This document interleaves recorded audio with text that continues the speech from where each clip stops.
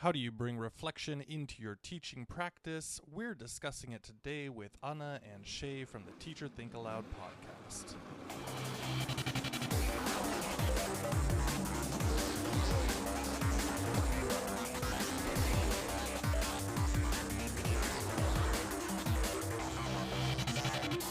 Welcome to the DIESOL podcast, where we record and we focus on developing innovation as English as a second or other language. I cannot get words out of my mouth. My name is Brent Warner. I'm professor of ESL, and I'm, of course, here with Esol Reyes, award-winning educator in innovation, professional development, and all the other fun stuff we always kind of give you credit for. Esol, how are you? I'm good. How are you? I'm happy to be here. Good. And we are also here today. Drum roll. Drum roll. We're here with Anna Chiriani and Anna Chiriani Dean and Shé Real. We talked about this earlier. We had a quick moment in where I'm like, I'm not going to pronounce either of your last names correctly. So I think I got it or close enough from the Teacher Think-Aloud Podcast. How are you guys? Great. Wow, so happy to be here. This energy, Brent. Excellent. I know, right? We got to step it up here. My nerves are gone now. Yeah. So, so this is a combo effort between the two of us. So this episode might be a little weird, and the next episode might be a little, well, not weird. I mean, what's the right word for it? Unique. Different. Yeah. Different. Yeah. Mm-hmm. It's like, throwing whatever we have into the blender and seeing what comes out of it. We've all done that once or twice. But we're, so your show is a podcast for reflective practice for teachers of English around the world, and both of you are experienced educators and teacher trainers. Mm-hmm. We've been talking, actually, Anna, I think you reached out to me a year and a half ago or 2 years something ago. like that. Yeah, in a while. Yeah. And you're like, hey, and I'm like, yeah, let's work together. And then it's like, time big goes lead up, by, right? Mm-hmm. Yeah. So, so we're glad to have you guys here. We're doing kind of our show on this one and kind of your show on the next episode. Everybody it's experimental. Will have to listen to both to get the full picture of everything. But how are the two of you doing?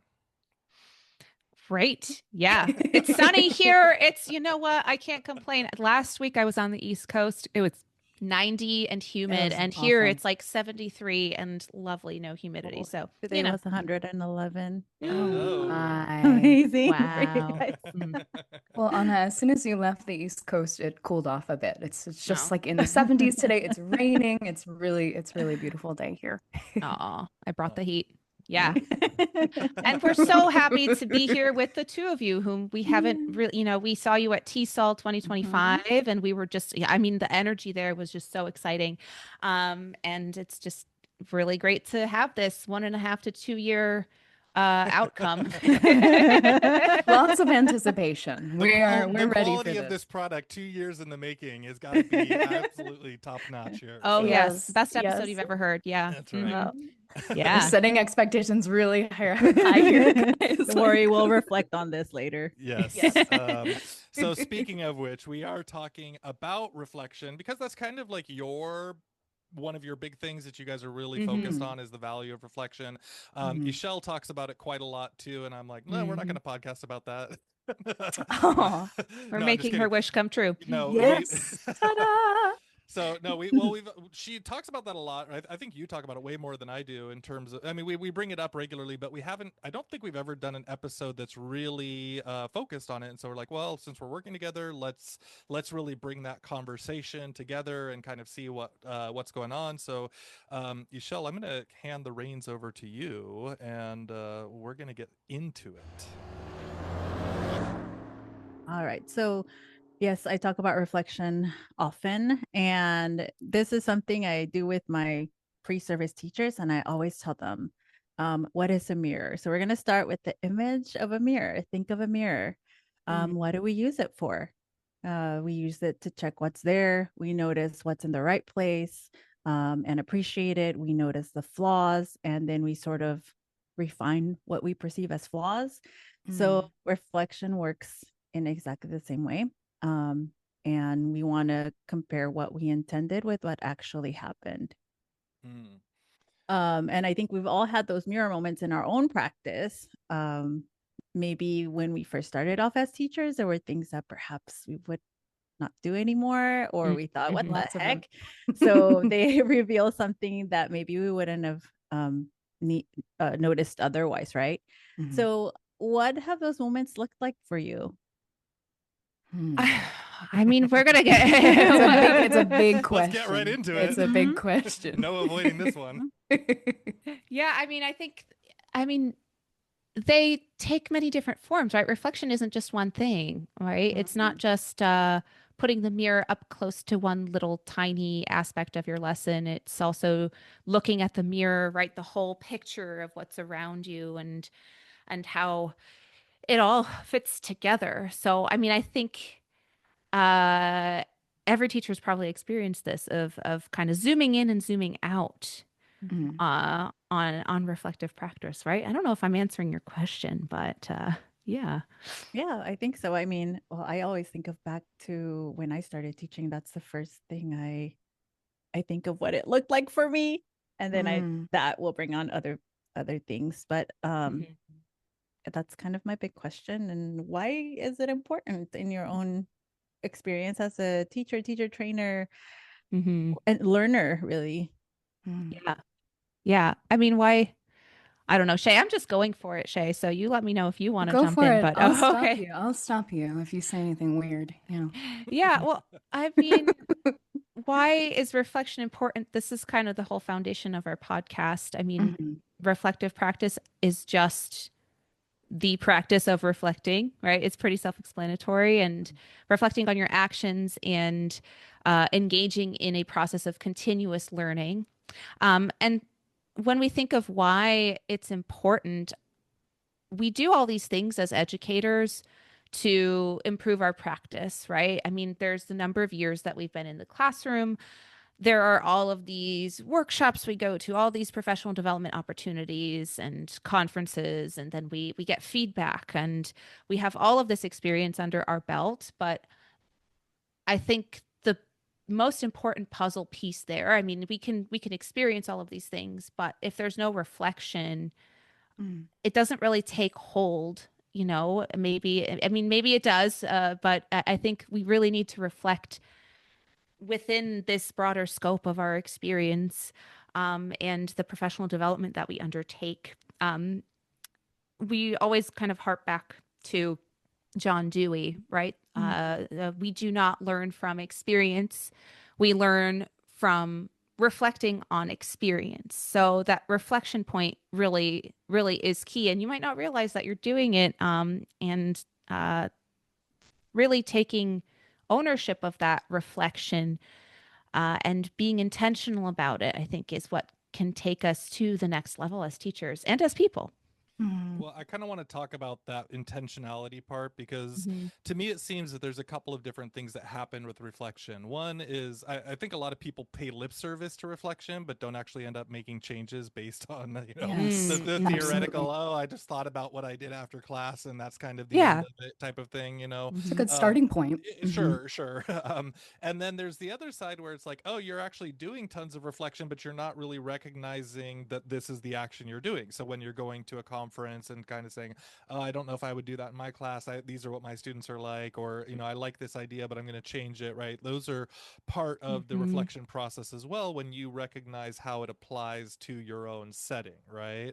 And so I guess one of the things that I was thinking about with this, and whether now is the right time to ask it or not, you can say we'll talk about it later, but is the idea of like, how do we set about being intentional with our reflection and saying like, hey, I mean, there's many different ways, of course, as we mentioned, to possibly reflect, and we can talk about a few of those techniques themselves, but like the idea of like building it into your schedule or building it into your practice, I think kind of needs to be one of the first steps, where you're saying that, oh, okay, hold on, class is over, I'm not going to run off to the supermarket, or I'm not going to, jump off and go have lunch with my friends. I'm going to give myself the 5 or 10 minutes to sit here and figure out what's going on, or whatever it is, like whatever setting. How do you, as practitioners, set yourselves up to make sure that reflection is not just a byproduct of the work that you're doing, but it's an intentional part of your regular routine? Yeah, well, I think that I could say here, Brent, we'll talk about that later. There's a lot to consider, and I think the idea in I think maybe this first part of the conversation is to talk to maybe the non-believers that are out there, because really at conferences, when people ask, hey, what are you doing, what are you presenting on, and Anna and I say like, oh, we're talking about reflective pedagogy, first people will say like, okay, well, what is there to talk about? Like, you just do it. And it's like, whoa, but that doesn't happen. That doesn't actually happen. The concept of being a reflective practitioner is not something that's new. I mean, John Dewey, the father of experiential learning, back in 1930 said this quote: "We don't learn from experience, we learn from reflecting on experience." Fine. But then from there, people started to really think through, what does it mean to be reflective? What are, the characteristics that a teacher needs to have? What are the theories or the underpinnings that can support them in really building out that reflective practice? So, to the people who say, well, reflection just happens. Well, it does happen, but I think it goes back to your point, Brent, like, what do you actually do with it, right? And are you creating I guess a context for yourself where you can reflect in a meaningful way? And so that's what we hope to do, is to convince people that there is value, that this is not, no, it's not a new concept, but maybe your way of framing it and bringing it into your practice on a regular basis, there are some new ideas sort of in that area. Well, and the key word there, I'm going to just kind of preview what we're going to talk about later, but I would say you repeated that word practice, Shé, and it is reflective practice. So just like any kind of practice in our lives, like I think just my mind goes to yoga practice because that's what Shé was doing earlier in the day, I assume. But you got that right. It's a practice, right? So a practice doesn't just happen. It takes habit building. It takes really integrating that into a routine. And so, yes, we'll talk about tools for doing that later on.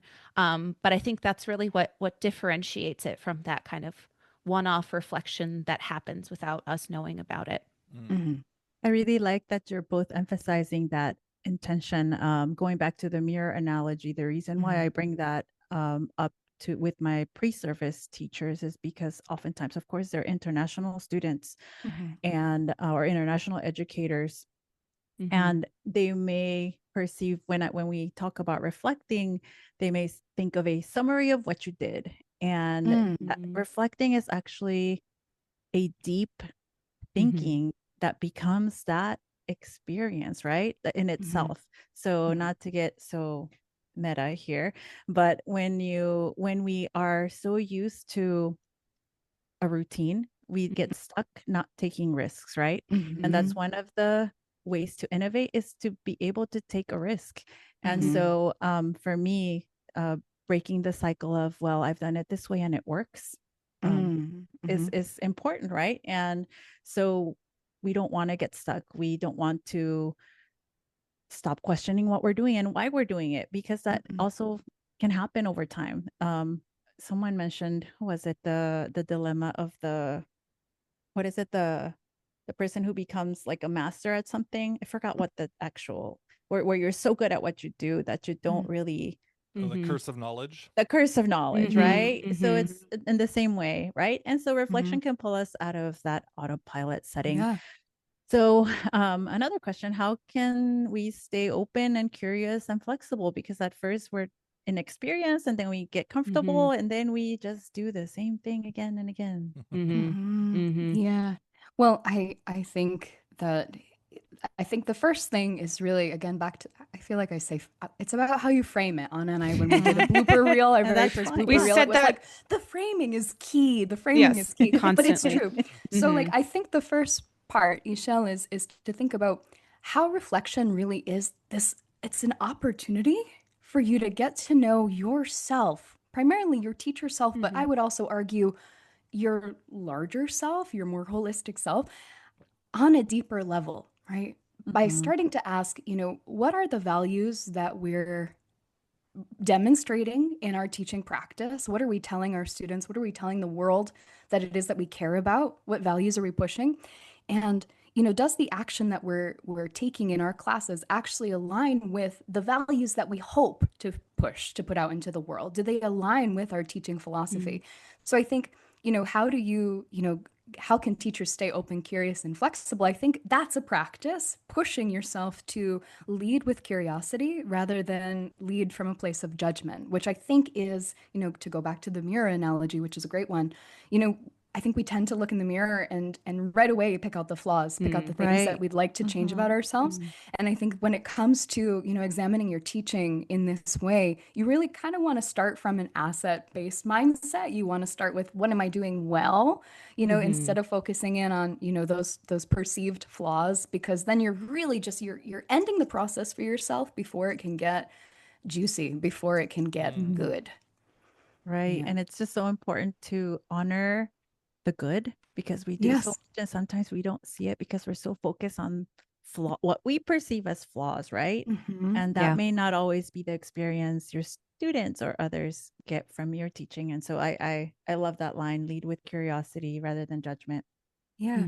And they're probably not seeing the things that you're imagining that they're seeing, right? They're probably not seeing that as flaws. Like, that's your anal teacher brain, picking those things apart. Go ahead, Brent. What were you going to say? Well, I was just thinking about that too, is like, as I've gotten older and more experienced as a teacher, it's easier for me anyways to say, oh, okay, I did that part well, right? Like I tend to be a little bit more kind to myself, or a little bit more like recognizing, and especially, as I've seen other teachers teach, or, whatever else it is, I'm like, oh, okay, like, hey, I'm not as bad as I thought I was. And that's not to say like someone else was bad. It's just like, oh, okay, like these are pro teachers, and I'm watching like excellent teachers teach, and I'm like, I kind of do some of the, like, a lot of the same things. And so, even just being able to reinforce to yourself that, like, hey, you know what you're doing, and like what you're, the way that you do it makes a difference.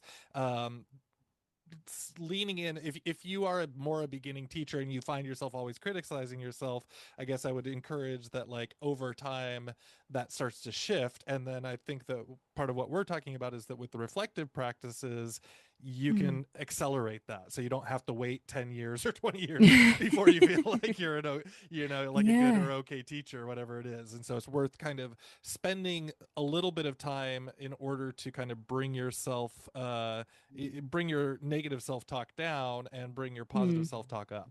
I love the idea of reflective practice as an accelerant almost. I mean, we have to take our time in it also, right? As all things, but I really do think that's true. Yeah.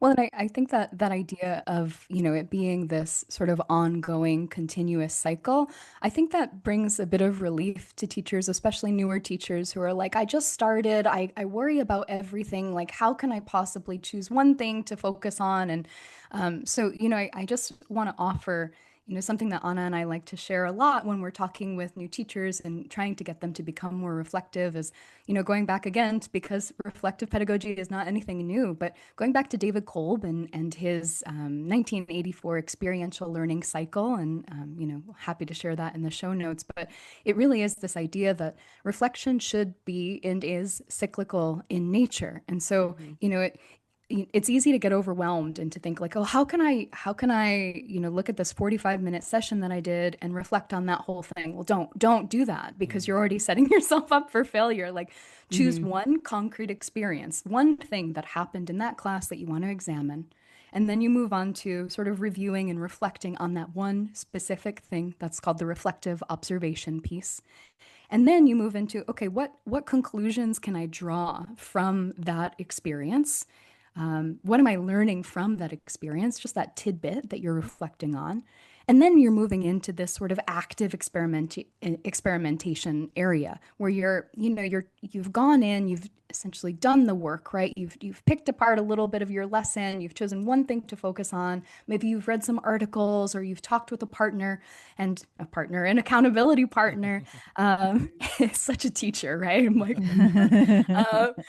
but the idea is that you go back in then and you try it out, right? Like, the beauty, I think, of teaching is that, like, every day is different, and that can be scary, but I think it's also this opportunity. You get to try again. If it didn't work right yesterday, it can work right tomorrow, right? Like, chill out a little bit. It's not that serious, right? I love that. There's that yoga, right? Like just Yeah, it's chill like, out, guys. Oh, and this is Embrace really it. hard. I mean, for Shé and myself, I know we're both perfectionists. That's a hard thing to say, but I think reflection has gotten us there, kind of, you know. So we'll Yeah. be, yeah. We're recovering perfectionists, I think, Mhm. because of our relationship with reflection. Right? Mhm. Yeah.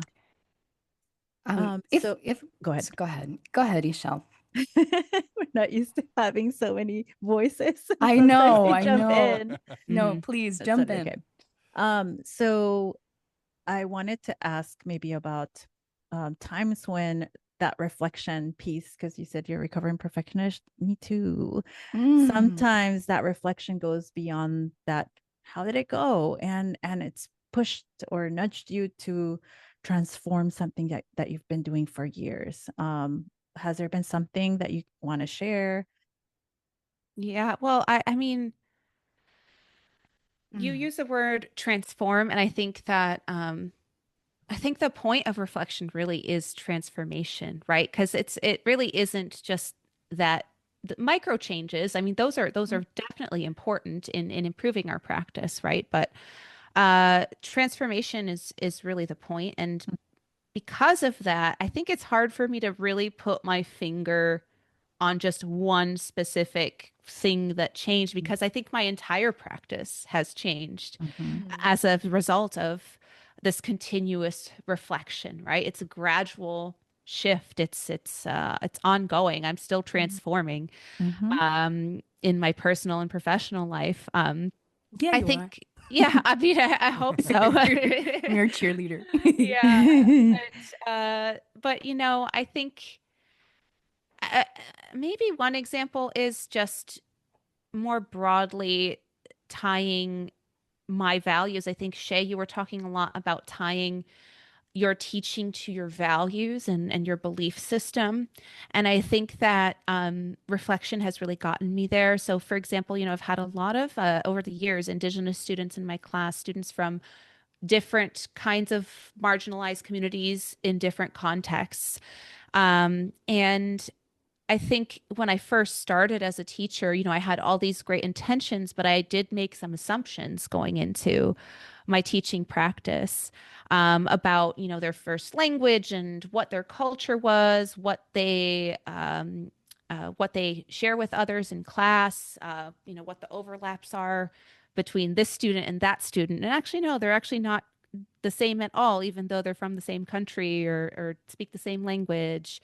So I think that a lot of, you know, this is just an example, but reflecting about that cross-cultural element and some of the conversations I've had and really sitting down and evaluating how I am approaching these people as people has led me to a more understanding approach to how, for example, I set up deadlines, how I talk about home languages in the classroom, the kind of humility that I try to hold on to in the face of the unknown, how to step in if there's conflict between two students. It's really systemic, you know. So it's not just one thing, but that's just one example of just a broader way of figuring out how to tie my concrete practice to my value system, you know. Right. It's like this evolution, right? And it continues, Mm-hmm. because the Mm-hmm. reality is your students are constantly changing, right? You're getting a new group every time, like you Mm-hmm. said, maybe from the same country, but absolutely from different family values, different neighborhoods, different Mm-hmm. Mm-hmm. um, social groups, et cetera, et cetera. Absolutely. Yeah, it's I mean, it takes a lot of time, I think, to fully see that the all of the differences and similarities and beautiful, unique aspects of all of our students, and to understand how to integrate that into our practice, I think took a lot of reflection for me. And I think just, you know, more broadly, transformation is the point, and it's all about really that continuous growth as a professional. Being a reflective educator is really a commitment to a growth mindset and to this idea of continual growth. and transformation, to use your word, So I'm going to go slightly off topic and then come right back on topic, which is a couple of nights ago, I watched an episode of hopefully one of all of our favorite TV shows, Abbott Elementary. That's good. And one of this episode was I just quickly looked it up. It was season 4, episode 10. It was testing, and so in the episode, the premise was Janine was running some pre-tests with her class, and her class suddenly did not do well on the test, right? And she was like so upset about it because they'd always done well, and then Barbara's point was essentially it kind of came out. It's like, yeah, you can't just always teach the same way, right? Like even if it worked in the past, even if whatever was going on, the reality of teaching is things that worked well for one group might not work well for the next group. And so like you might have had 3 or 4 good years, and then then now you have to change everything up, right? And so from the Janine perfectionist character, right, going on in there, she's like sitting there going, well, what were all these tiny little things that made the difference, right? It's like, what time did you do your test at? What what's going on? What are the this thing? And it's like, no, hold on a second. Like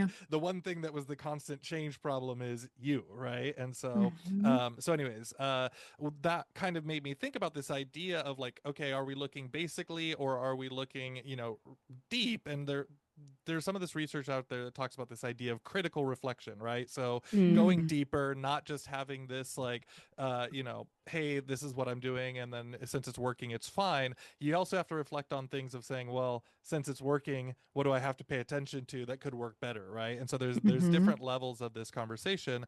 And so just kind of, this is, I think for our episode here, this is probably our last kind of big question, which is how do we move beyond that surface level reflection, right? How do we start to do these things like recognizing what our own biases are, what the power dynamics in the class are, what types of systematic issues are happening inside of the classroom, etc., right? Like this part is going to be key to being effective, in my thinking, on the way of making actual meaningful change in your teaching practices that are benefit to your students today, not your students 2 years ago or 3 years ago, right? And so I just want to kind of grab your thoughts on making that shift to deeper reflection. Yeah. Well, so that's a really, I think, important question, and to try to make it as simple as possible, I think like we can think of it as there are 3 levels to reflection. We have descriptive, which is sort of your superficial, what is happening in the class. Then you have conceptual, which is why is it happening, right? Trying to understand the root. And then the critical reflection is really like sort of that larger, as Anna mentioned earlier, the systemic questions like how is power framing or distorting, educational processes or interactions, or, what we're doing and how it's going to play out in the long run. So I think the first way that we step away from that superficial reflection, and that's, I don't want to say superficial, it has a negative connotation, but like it is, surface level, let's say, descriptive reflection. First asking yourself like, well, does it work in alignment with our students' best interests, right, in the long term? So I think you can sort of train your brain to say like, okay, what's happened and why, and immediately try to make that jump to, is this a good thing overall, right? I think when we're thinking about setting ourselves up for success as reflective teachers, we can start with something simple like, I'm going to give you an example of, you start by examining, your student talk time versus teacher talk time, right? Looking at sort of the proportions. That's a good starting place. What happened, right? Descriptive reflection. But then maybe to go a little bit deeper, you start to think like, what are the SEL or the social emotional learning implications of giving students the floor, right? Why is it important that we have more student talk time than teacher talk time? And then beyond that, how are we ensuring that all students get the floor, that they're sharing the floor, that there's equity in responses in the classroom? So like that's sort of the critical reflection. Those are the examples or angles that you could really get deeper and explore deeper. So I think it's a matter, I don't know if I've answered your question at all. I think I've made it a little bit more, I've made it more complicated in saying that like everything that you try to observe from your teaching has multiple layers. You just have to know how to ask the right questions. Yeah, well, I think I would, when I'm thinking about that, it's like I'm in a place where I can do this, but I can say, hey, I don't have to do all of that thing, all of those things all at once, right? And I think the thing for a lot of people is like, oh, it feels so overwhelming to do all those steps or whatever else it is. But if we just say, well, let's just look at one. Let's only focus on that one. And you mentioned this before too. It's like we don't have to do all the things. We have to kind of build our skills on one at a time. And then as we settle into it, then we can pick up more and continue improving that way. Yeah, absolutely. Well, and I think the former idea, sort of looking at student talk time versus teacher talk time. I think that's like a great inroad for new reflective teachers. But I also want to encourage teachers to think about sort of reflection in a larger context. Like reflection isn't limited to the classroom, but we also want to think about, the learning environment on a larger scale. So what's happening, in the school, how is what's happening in the community or in greater society impacting what's happening in the classroom. So like it's all interconnected. And so I think yes, it can be really complicated if you allow yourself to go there, but I think you're right, Brent. Like start with one small thing and then you can add layers from there as you become more comfortable. Awesome. Yeah. With that, I think unfortunately we've got more to talk about, but we're gonna pause it out here, and I think we're going to wrap up this episode because I think we could just keep on going, but we're gonna wrap up here and we're gonna jump over and out. It is time for our fun finds. And this time I actually have a YouTube channel shared by a student.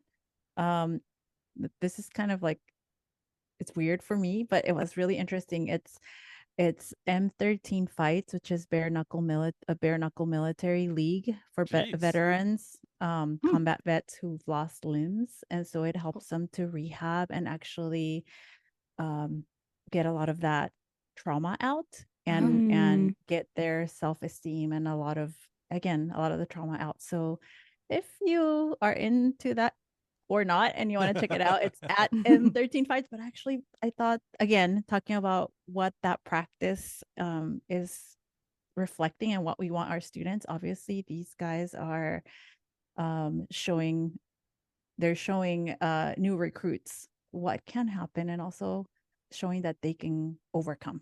So I love that. Interesting. Brent, what do you got? So last week I went and saw Alabama Shakes at the Hollywood Bowl, and it was awesome. Just what a show! What a true honor and pleasure to be able to see them play live at the Hollywood Bowl. I've been telling everybody that show was so fascinating because it was a band that deserved that venue and a venue that deserved that band, and it was so powerful. And when Brittany Howard came out, I mean, just crushing it. If you haven't listened to Alabama Shakes, the unique sound, really interesting and powerful, and then she is just a step above, just a total.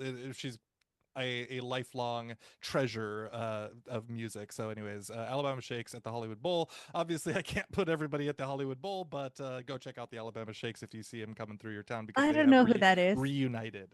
So I'm gonna go listen again. Yeah. I don't know either. Me too. I'm taking that tip. Alabama Shakes? No. You'll know when you listen to their famous song, "It's Move On."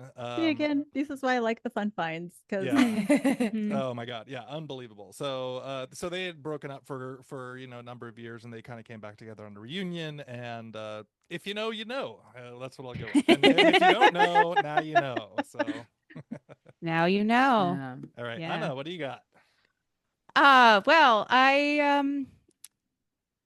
in this current moment, I spent a lot of time trying to disassociate and scrolling through Instagram reels, which is very bad for me, but it is a way to, I guess, disengage my mind. But I recently found this whole series of videos called Is That a Dog? And I'm pretty sure it's an animal shelter somewhere that has a fantastic marketing team, because they go through, they just basically, it starts with, is that a dog? And then they go through a bunch of different dogs that are at this shelter. And this guy narrates the whole thing. And he goes, that's a dog. And that's a dog. And that's a Will Ferrell. And that's like, it is hilarious. It makes me laugh so much. Then that's really what I need these days. Yeah, I need that. Yeah. So if I I'll find check it, out mine. if I can Check out figure out how to find it, because it just comes up on my algorithm. But it's fantastic. And we'll link it in the show notes. So We'll find it. yeah. And I wanted to tie in because, you know, I was racking my brains for something that isn't child related because I have a 1-year-old, but I also, this is triggering a child related thing. So I'm going to tell you anyway. It's that my 1-year-old, if you were to ask him, is that a dog? He would go, bow, bow. Because he's we speak Italian and Hindi at home. Those are our home languages, and bow bow is the equivalent of woof woof in both languages. So I'm very proud of that. Oh, yes. Amazing. Very nice. Yes. Okay, I'll pass the baton. Oh man, I didn't put anything. I didn't write anything on our notes here, but I'm gonna share a not so new find. But I guess it doesn't have to be new, doesn't right? have to be new. This is fun. Okay, well, our listeners can't see, but I am holding up a turquoise water bottle with Highland coos on it. Highland cows in American English. And I picked this water bottle up at the Edinburgh airport as I was leaving after the IATEFL conference in Edinburgh this year. And I'm sharing it as a fun find because I am here's my reflection kicking in, but I have ADHD.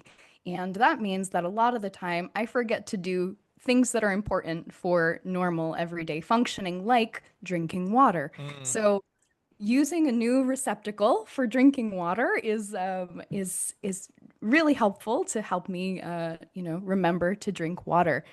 So I realized that about myself. I know you guys said it doesn't have to relate back to teaching, but I'm cheating. It does. It's after a lot of reflection, I've learned that that's something that is challenging for me, and I found something that works. So until I lose this bottle, this is like what's getting me through the day. And then after that, there will be some other random bottle. And can you repeat the Scottish pronunciation of that animal, please? Well, I don't know if it's a good pronunciation. Someone's going to call me out, but it's just Highland coos. Say coos instead of cows. I love it. I think. You got to do it like, you got to go full for it, right? You're like, oh no. Highland coos. Highland coos. It's the Highland coos. Yes. You know, I get myself in trouble all the time for just experimenting with accents. So I was playing it safe there, but No. I'm gonna get hate mail now. All the Scottish people listening, please send messages to Shé specifically, even if you didn't like my pronunciation. She wants to know about it. So, all right. Please. Yes.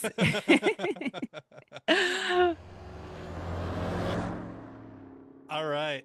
So we are going to wrap things up for this part, and thank you guys so much. So this is our little experiment on bringing us together. We'll have a part 2, and we'll be kind of handing the ball over to you guys for running that. But that'll be in a couple weeks, 2 weeks. Yeah. Mm-hmm. Awesome. Yeah. Thank you guys so much, and we'll see you on the flip side. Yes. See you later. Bye.